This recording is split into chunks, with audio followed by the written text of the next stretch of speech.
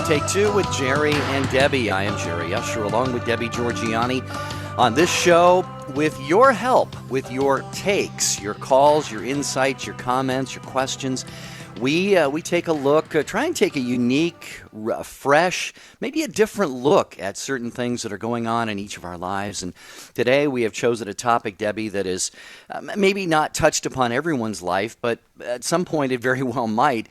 We have titled it A Battle of Wills. And Debbie, we're going to talk today about how, unfortunately, sometimes families can be at each other's throats when it comes time to settle the will of a loved one who has passed away. And we certainly don't want to see that happen. But when money and possessions come into play, Deb, sometimes that is the case, unfortunately.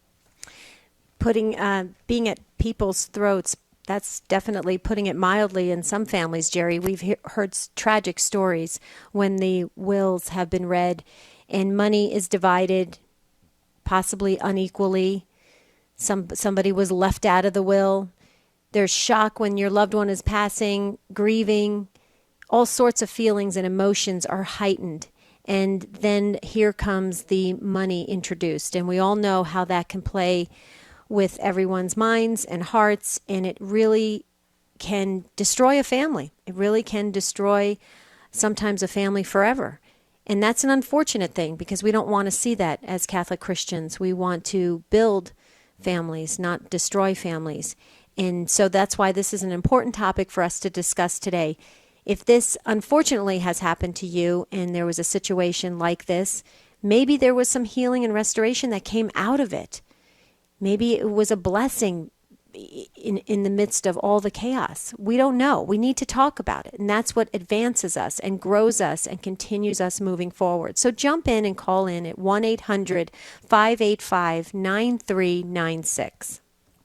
Yeah, phone lines are open right now, as they always are at the start of the program. Typically, they tend to fill up pretty fast, and we always hate to leave people hanging at the end of the show and not get to your call. So please, if you've got something to weigh in on this issue about, we certainly encourage you to call right now. It's 1-800-585-9396. 1-800-585-9396. As Debbie said, if you have been involved in the settlement of a will that didn't go real well, or maybe it put a strain on relationships, or maybe you went through one that was just very smooth and everyone, was just as it was meant to be by the deceased loved one, share that experience with us as well. But I want to share a personal story, and this is one of the reasons that I thought of doing a show on this topic. About 9 months ago, I called my chiropractor's office. My back was hurting. It goes out sometimes. And I got that familiar message when a line is no longer in service. And I thought, well, that's weird. I thought, well, maybe he moved to a different location or out of town or something. But I was in a situation where I just had to find the next nearest chiropractor. So I found one who actually has turned out to be really quite good, and I see him regularly. But I got into the office, and as a new patient, they always ask you, have you had chiropractic care before, and this and that? And I said, yes. And I said, by the way, I used to go to Dr. So-and-so here in town. I said, I tried to make an appointment, and it said his line was disconnected. And the gal at the front desk just got really quiet. And I thought, well, something is wrong. This is really weird. I said, do you mind? I mean, can you tell me, did he move or what? And she says, well, he has a couple of siblings, and their mother passed away, and one of his brothers lived in the home with the mother, but he was not left the house in the will. I believe it was my chiropractor who was. And tragically, the brother who did not get the house in the will decided to kill his brother over it.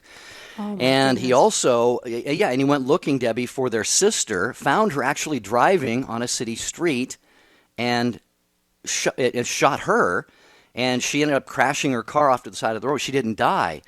But I was just absolutely stunned. Now, this is an extreme situation, dear listeners. We hope and pray you've never experienced anything like this. But it shows, Debbie, I think the lengths to which some people, and let's face it, this brother who did the shooting, there have to be other psychological things going on here. It couldn't have been, well, gee, I'm just really feeling bummed out that I didn't get the house. But still, that was sort of the trigger incident in his actions there. So Again, I hope, Debbie, this is, and I know it's an extreme example, but to me it was really quite shocking, to be honest with you. So what I gather from your story, that story of your chiropractor and how tragic that is, the brother was filled with such probably anger and rage and unresolved feelings that drove him to seek out his brother and sister to, what was he trying to achieve? I mean, was he, see, that's the interesting thing about it. What makes a person go to that extent?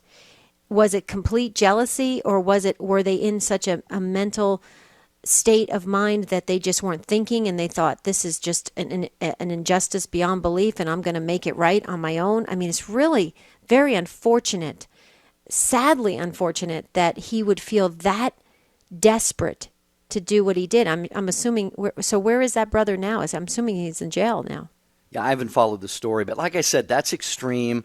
It's way beyond what we're talking about here, but and like I also said, Debbie, there had to be other psychological and emotional factors going on in this brother who did the shooting. So I don't know what his mental state was. Obviously, it wasn't good, but my mother did it the smart way. She died with virtually nothing. So that's the best way to go. Wasn't anything to divvy up. I mean, there was not even enough to put a headstone up, really, or pay the funeral costs. But for those of you who are listening right now, again, this is something, Debbie, almost virtually everyone is going to face when a parent dies, or a loved one, or someone who has some possessions. It may not be millions, but it could be a house, it could be some retirement accounts or savings accounts or jewelry or things like this.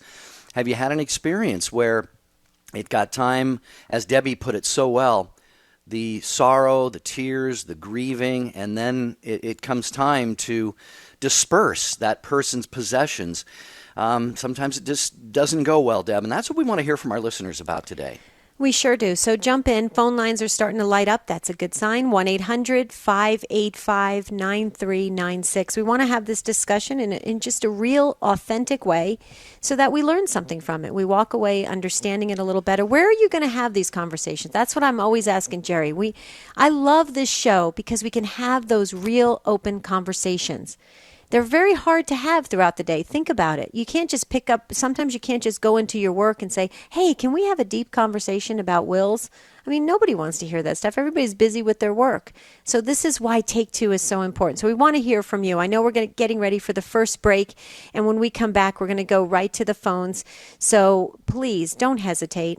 Maybe if you don't feel comfortable sharing your name, pick your confirmation name or some other name that we can address you by. We don't really like anonymous because that's not having a conversation. And it doesn't have to be terribly detailed either. Just general about how the experience went, and if there were tensions or strife that was created by this. Exactly. So we'll be right back. Stay with us on Take Two with Jerry and Debbie.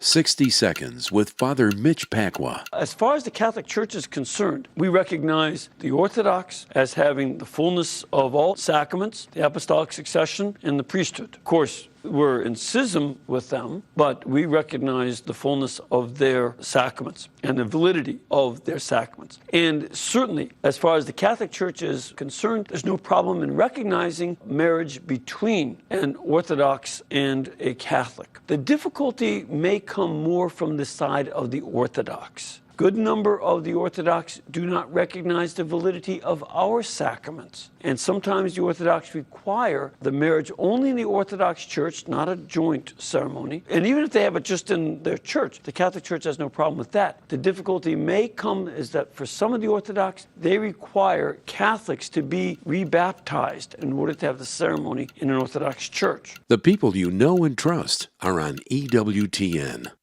This is Janet Benkovic, host of Women of Grace. Hello, this is Cardinal Donald Wuerl of the Archdiocese of Washington. This is Gloria Purvis, host of Morning Glory. Thanks for listening to the EWTN Global Catholic Radio Network.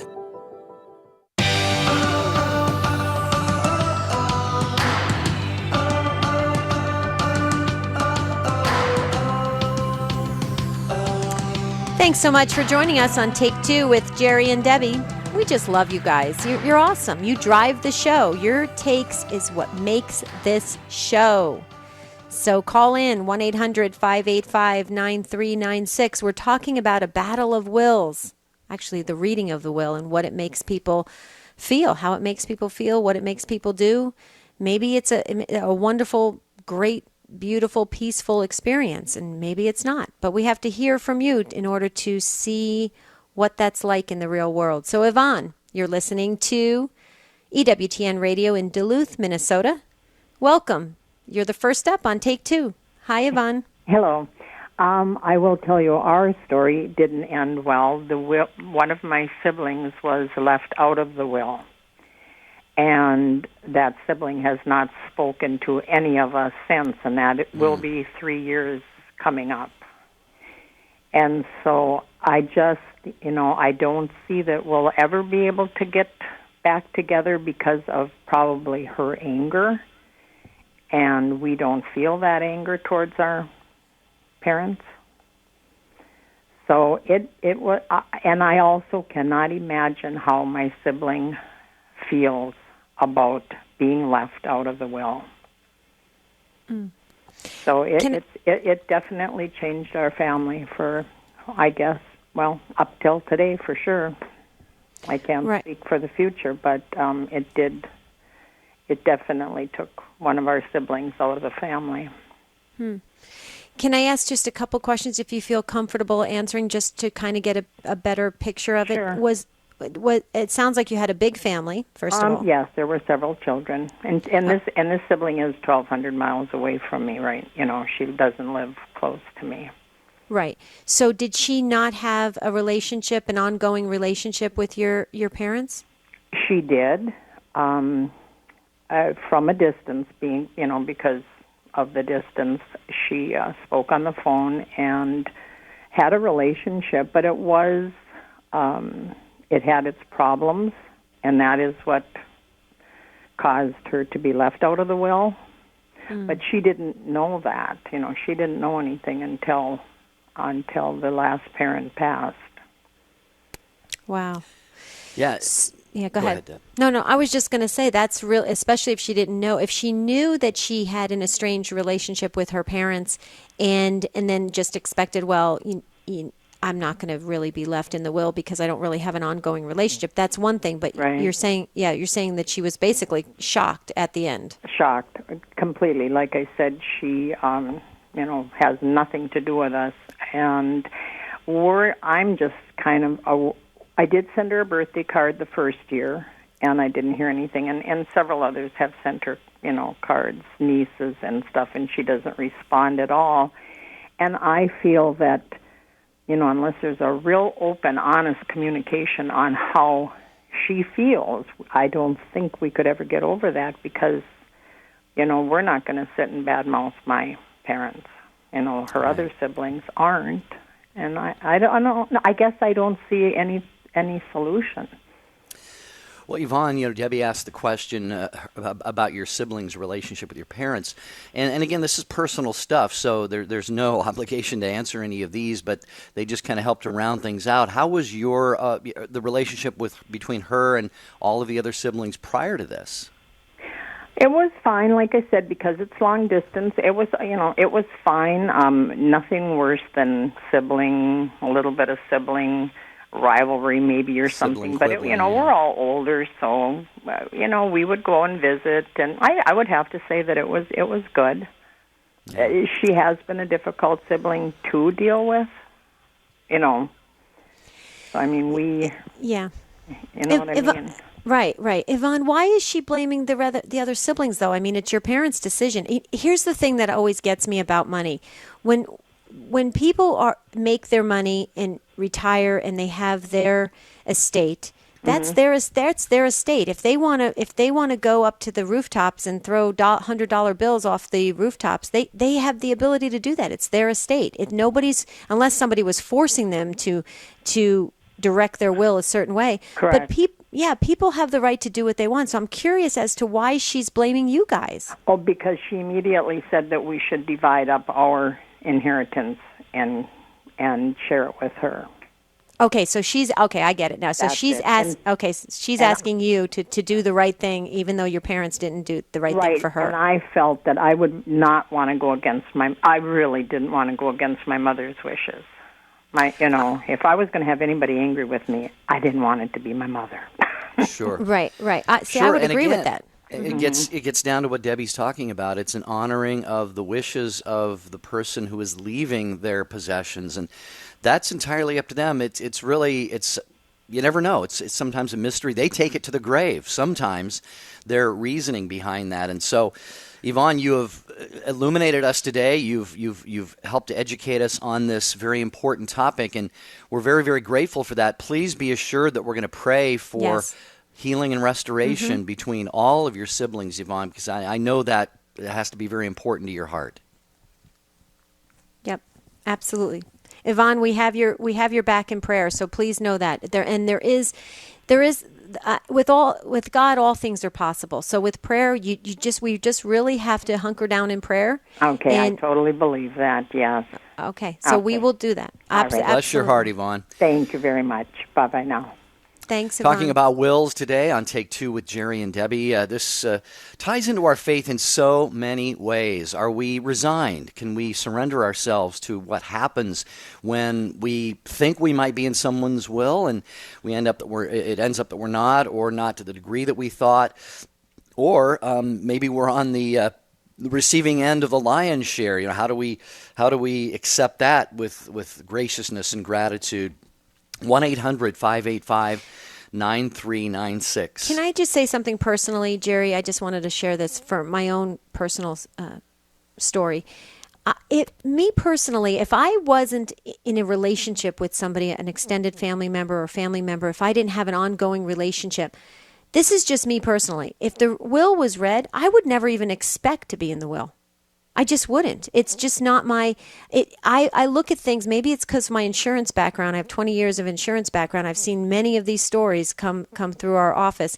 And I think sometimes people think they're entitled to it when just by their birthright or something, when maybe that's not the wishes, or the relationship hasn't been cultivated enough or established enough. I guess for me, I wouldn't even expect. I actually had an extended family member that passed away, and I wasn't close to that person. I didn't expect anything, nothing. I never even thought of it. So I'm curious as to why people think that just because of where they rank in the family, did they just? I'm curious of that. I'm hoping that one of our next callers maybe can address that.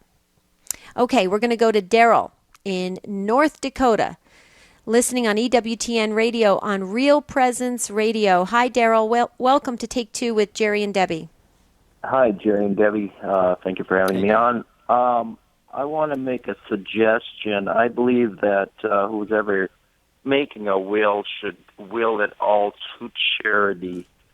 And this would probably lessen the time in purgatory, or even cause the person to go straight to heaven. And also, it may prevent siblings from fighting, which could cause them not to make it to heaven.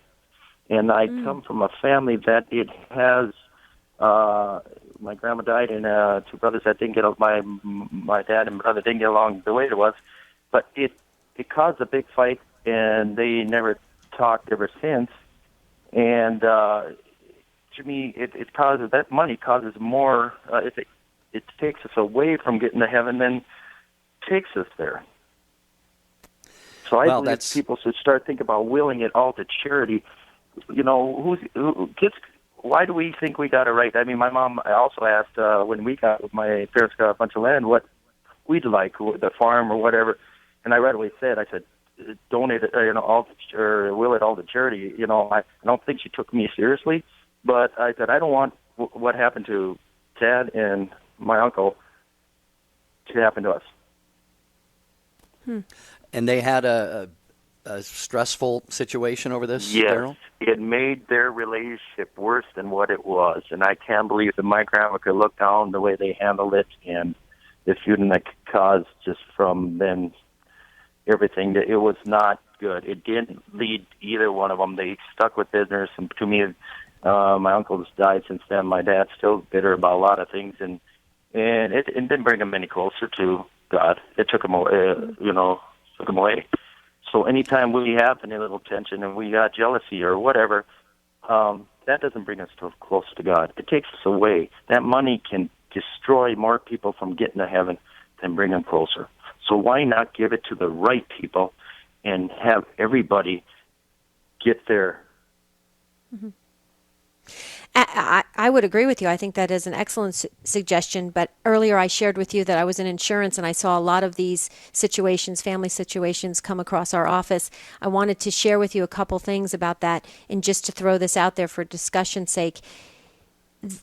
Sometimes parents are hesitant to tell their kids that they're leaving it all to charity. So because they don't, this is going to sound strange, but this is a truth that has come through when I was in insurance. Parents don't want to share that because they're afraid their kids will treat them differently, knowing they're not going to get anything in the end. So they want to appear to have they want the kids to think that they are inheriting something, and then it gets left to charity. And I know a specific case that exactly happened. The mother wanted her children's attention and care, and she got it through her whole life. And at the end, she left her estate to the Catholic Church and a Catholic parish in my state. And there was a gigantic lawsuit by the siblings and this one particular parish, because the siblings, the children were shocked that their mother would do that, would set them up that way. So I was just curious, Daryl, what do you think about that? I mean, how do you do that? I mean, do you have to gauge whether your kids are really, genuinely and love you, or what? Or how do you gauge that? Or do you tell them right up front, this is what I'm going to do? What we're doing with the will, I think we should focus on striving to get to heaven. If that what leads us to heaven by giving the charity, it's their problem down here. If they're going to fight, well, that's going to take them away. I guess we got to take that chance. Mm-hmm. But we got to strive. The person that is filling that will's got to strive. When they're filling out that will, what's going to bring me to the heaven by filling this will? Will it bring by? They will know in their right mind as they're filling, if they're in a God's eyes, filling out the will. Right. So not give in to fear, not give in to anything. Just strive for the highest good. I agree with that, Daryl. Go ahead, Jerry. Daryl, great call. Thank you so much. Please keep listening to Take Two with Jerry and Debbie, and feel free to call the show anytime. We're got our hard break coming up here in a minute. So Mary and Brenda and Debbie and the others, and we have a line open right now at 1-800-585-9396. Another option, Debbie, and this is what I heard Tom Monahan. Remember, he owned Domino's Pizza for a while, and the Detroit Tigers, and now he's opened Ave Maria Radio and Ave Maria Law School and so forth. I've heard it said about him that he said he wants to die with no money. And here's a man who had $1 billion at one point. And so that's another option right there. If you've got wealth, just make sure it's all gone before you die. And give it to charity beforehand, you may not have this problem.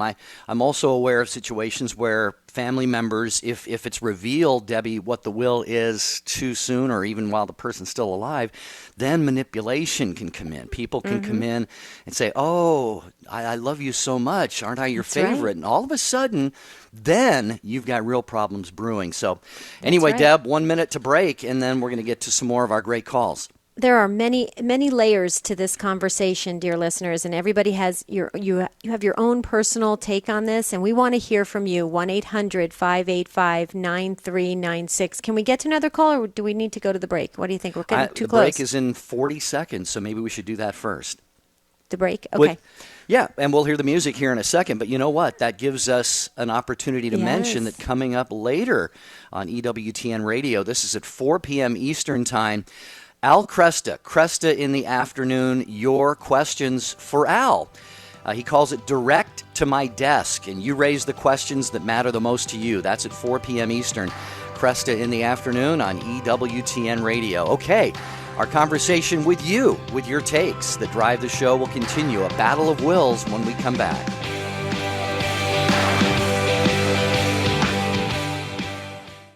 EWTN is now on Twitter. Get short, timely messages from EWTN on your computer or cell phone. It's easy to stay up to date on a wide variety of topics. Pro-life news, Vatican announcements, catechesis, apologetics, the latest EWTN programming, and more. You can link to EWTN on Twitter from our homepage or go to twitter.com/EWTN. At work, at home, at school, and on the road. Stay connected to your world with EWTN's Twitter page.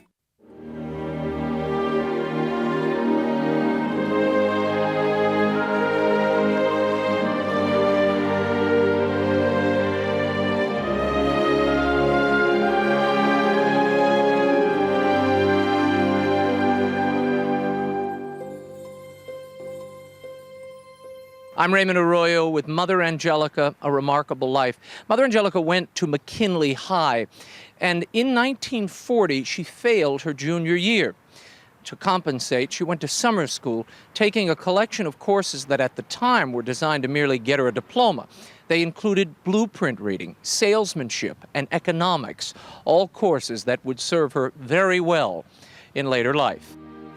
Stay with EWTN as we continue to celebrate the life and legacy of Mother Mary Angelica.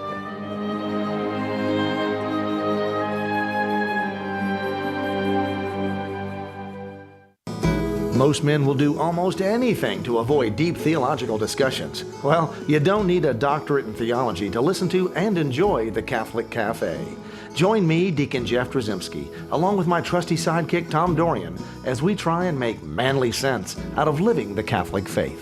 The Catholic Cafe, Saturdays at 4 p.m. Eastern and Sundays at 5 a.m. Eastern on EWTN Radio. Live truth, live Catholic.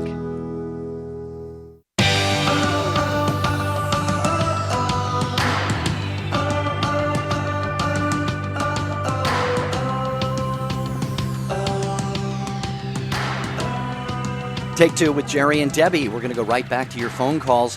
Have you been part of a settlement of a will that didn't really go all that well? And we're not trying to get, we don't need necessarily details or anything, but the reason we want to talk about things like this is because it touches upon our faith, like we said, in so many ways.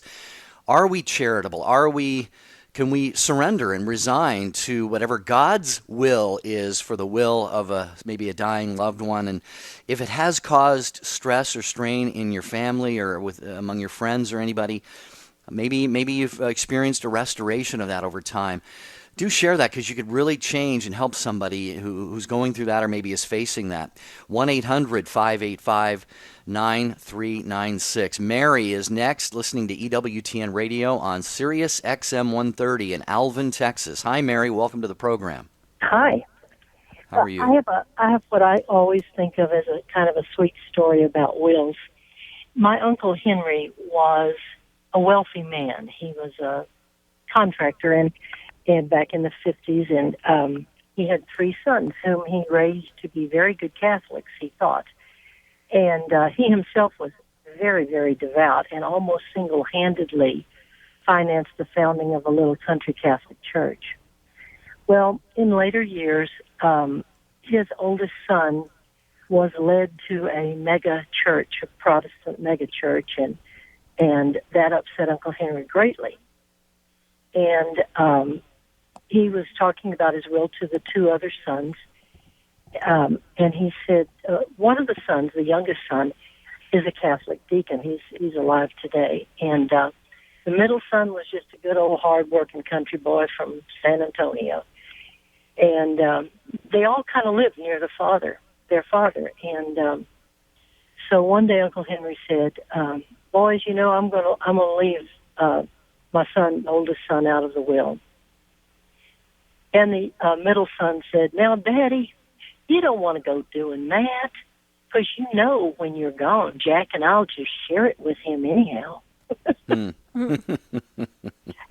I always thought that was so sweet, because to me it showed how Uncle Henry had done a beautiful job of raising those boys in spite of his oldest son running astray, so to speak. But when the family is loving and they're brought up with love, and that's modeled for them and it's shown and so forth, I think it really does help with these debates following the death of someone in a will that could turn out sour.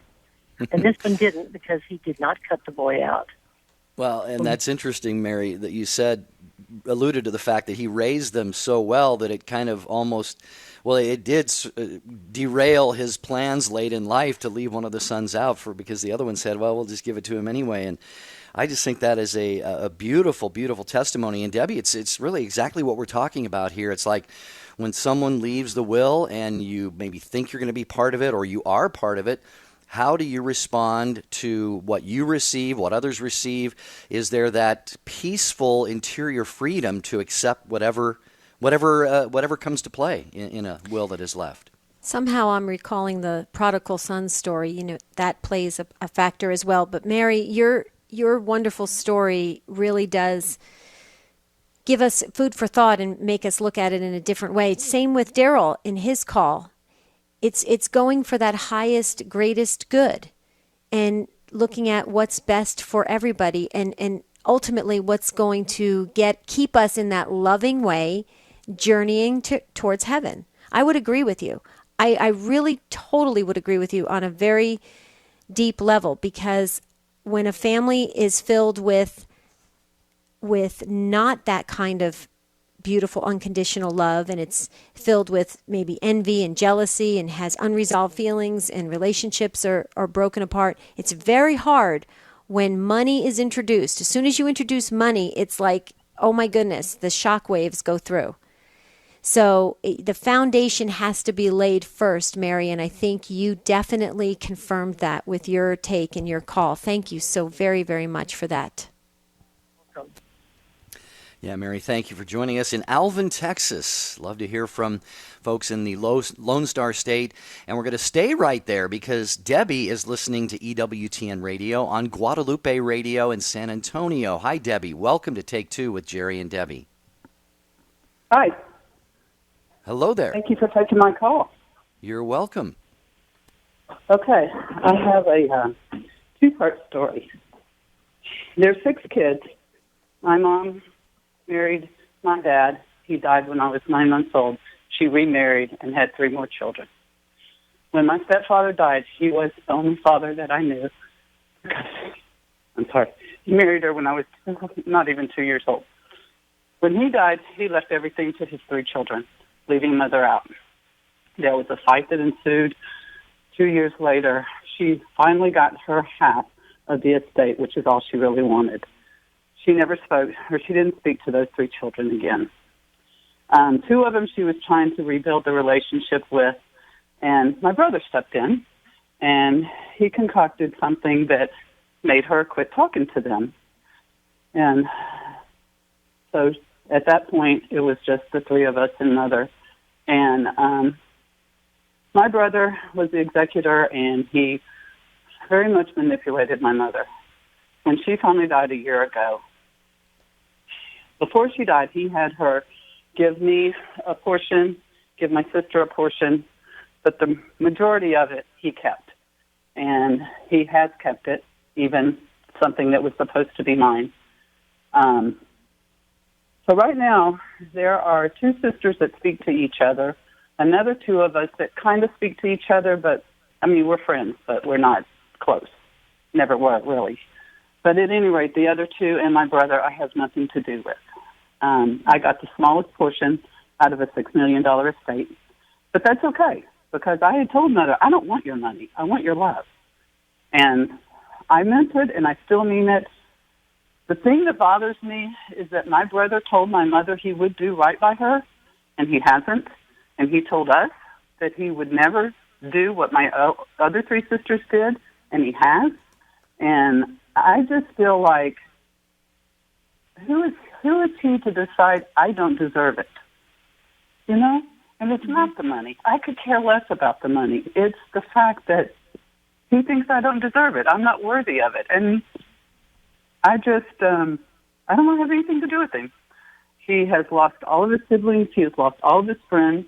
And I am hearing that he is mistreating his son. He has huge anger issues. So I know that this money has not done him any good. The estate has hurt him more than it has helped him. And I just feel really bad for him. And I'm sad that 6 children don't have anything to do with one another. Well, Debbie, let me ask you this question. Prior to your mom passing, did you have a close relationship with your brother, or was it strained back then? You did? No, we actually did. Well, we did up until the last 2 years of her life, and he got her not to speak to me. Oh, wow. In 2012, he had her gift me her house. And so I was given the house. At that time, there was an insurance claim on the house for the roof. It was in her name. I mean, it started in November. I didn't get the house till December. In January, he decides, you're going to take care of this. You do it. And he put it in my lap. I took care of it, and he said, here's the first payment, and we know we owe you more, and we'll give it to you when the roof is finished. The roof got finished, and he didn't want to give me the money. And he wanted me to sign an affidavit saying I had received all monies and Mother knew nothing about this, and have it notarized and sent back to him, and then he will give me the final check. I wasn't born yesterday. And oh, my goodness. I contacted a lawyer, and he said, that's illegal. You can't do that. So I had to hire a lawyer to get the $10,000 that was owed to the roofer. And my brother convinced my mother that I was suing her for a gift that she was trying to give to me. So she didn't speak to me for the last 2 years of her life. Oh, my goodness.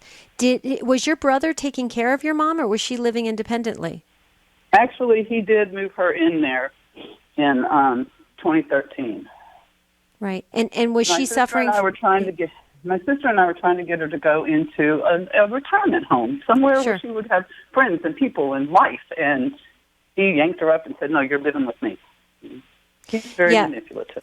Yeah, that I have to say, unfortunately, I've heard your story many, many, many times, and it happens that way with the person that sometimes takes the parent in and then is able to control them, and and it also if your mom had Alzheimer's or dementia or anything like that, it makes it even worse. So I don't know. She didn't when she moved in there, but I think she was developing it, and honestly, I think. She told me one time, she said, I made a huge mistake. And I know what she meant. But, being with him? Yeah. Well, and putting him in charge of the will. Gotcha. Well, and he even forged papers. Oh, my goodness. Papers in her name, yeah. I mean, there's a lot I could have taken him to court. And I know I would have won, but he would have drained everything I had. And it's not worth it to me. I don't want that. Exactly. I was just going to say that it's not worth it at a certain point. Like you said, Debbie, you weren't born yesterday, and so you don't need me to tell you this, but the opportunities in this for you to grow, and it sounds like you have matured and grown spiritually in humility and charity through all of this. The opportunities abound to grow in ways like that.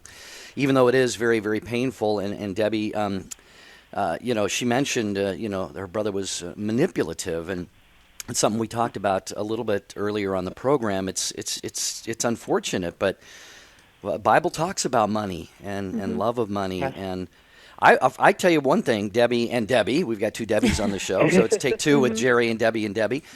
I would never want to be the executor of a will because I have seen people go through that, and you are the one everybody looks at, and if they don't get theirs, the deceased is gone, so guess who they're going to focus their upset feelings on. So I would agree with you. Debbie, I have something really radical for you, and just think about it. Just completely radical. I'm sure you're doing this already. I totally believe you're doing this because I could tell by your demeanor, hopefully. I know you're praying for your brother and surrounding him with his guardian angels that can really infuse in him a goodness and a peace inside of him, because it sounds like from what you're telling us, he's not at peace. And we're called to really usher others into and help others into heaven. And Debbie, you're at peace.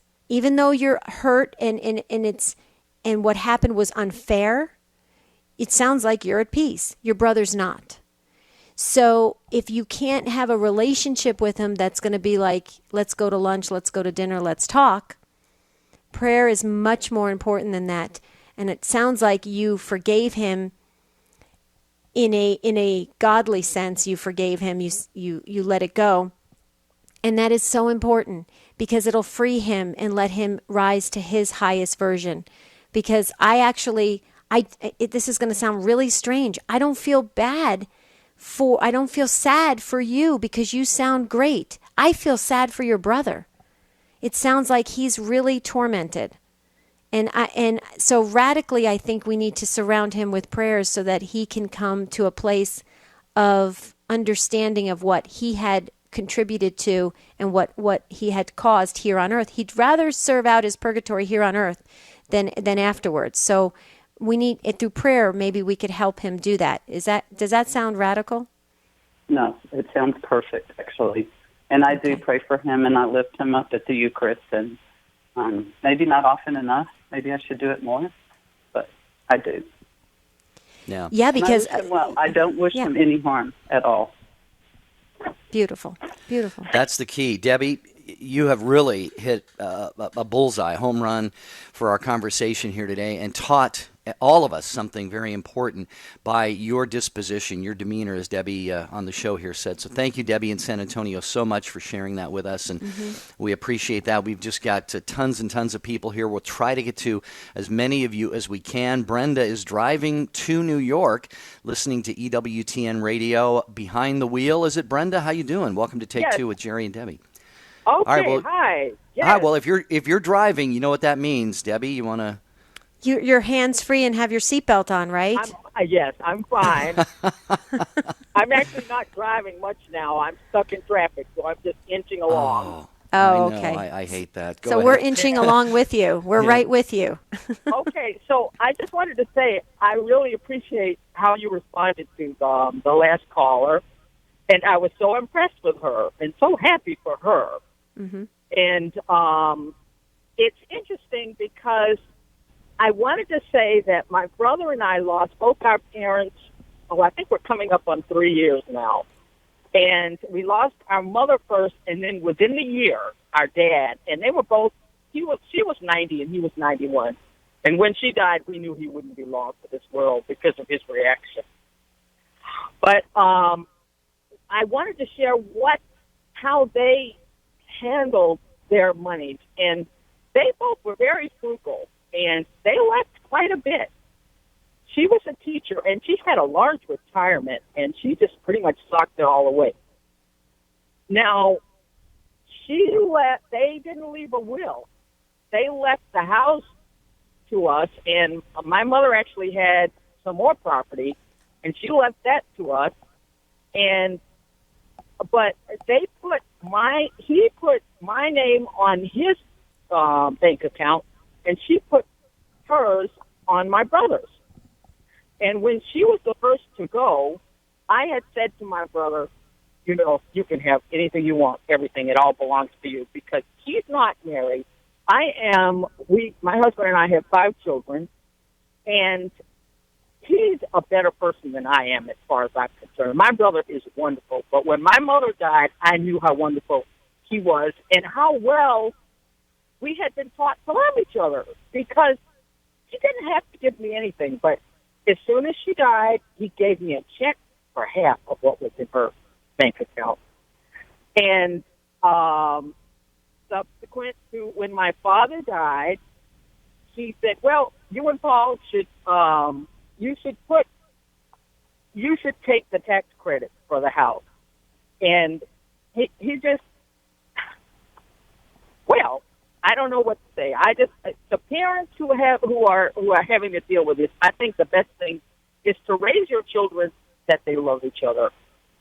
And for anybody who goes through trouble, like I think it was 2 or 3 callers ago where the siblings were sort of fighting with each other, I would just encourage them to think, what would our Lord do? How would he behave on this? But think about what's the most important thing. And if I were in their position, I would actually divvy it up, because what's important is the treasures that we have in heaven, not what we have here. And if that can help that sibling to maybe to reconcile and to maybe get further along towards heaven, I just think that would be a good thing, and I think the parents, it wouldn't be disrespecting their wishes, even though they're dead, that they would be happy because now they know that they want everybody to be happy. But I'm going to hang up because soon I'm going to have to know where I'm going. But all right. That's all. And thank you. I listen to you from time to time when I can, and I appreciate y'all. You're right on the money. Thanks a lot. Well, bless Bye-bye. your heart. Be safe behind the wheel there, and try not to get too frustrated with that New York traffic. Thank you so much for calling Take Two with Jerry and Debbie. I'm reminded by her comments, Debbie, of it's Romans 12:10, where St. Paul says to be devoted to one another in love and try to outdo one another in generosity. Boy, Debbie, this is quite the opposite of what happens so often. It sounds like she and her brother, I believe she said, just couldn't be more generous to one another. And it's a beautiful, beautiful testimony. Beautiful love, beautiful kindness. Brenda, you're blessed to have a brother like that. You're very, very, very, very blessed. And that was beautiful. And he's blessed to have you as a sister. That's right. And your parents are probably looking down from heaven saying, wow, I did a good job. I raised these kids right. They love each other. And you're right. Foundational love is the key. Well said, Brenda. Okay, we're going to move along to Christy, listening to EWTN Radio in Wyoming on Denver Catholic Radio. Hi, Christy. Welcome to Take Two. Hi. Hi. Thank you for this topic. Thank you. Welcome.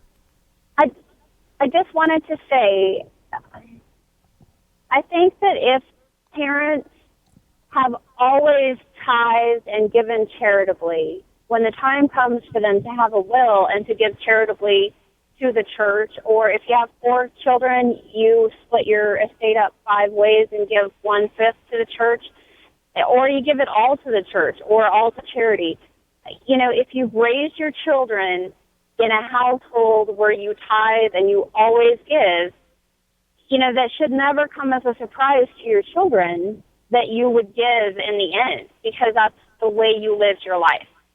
So, I think if children decide they don't want to have a relationship with their parents because they're not going to inherit, then honestly, that's their own hell. I mean, you can't as a parent say, well, I guess that you would, but I think it'd be very hard to look at my children and say, if they can't inherit something from me, that they don't want to have a relationship with me, that would be very hurtful. But I think ultimately, then they're the ones that don't have the love that they should have had. Does that make sense? Oh, yeah, absolutely. Yeah, very much so. And again, I'm reminded of Scripture. I can't remember the passage right offhand, but I think it's Jesus himself says something about, and I think it's in the context of lending, but it can be applied to just our relationships. He talks about don't lend looking to get a return.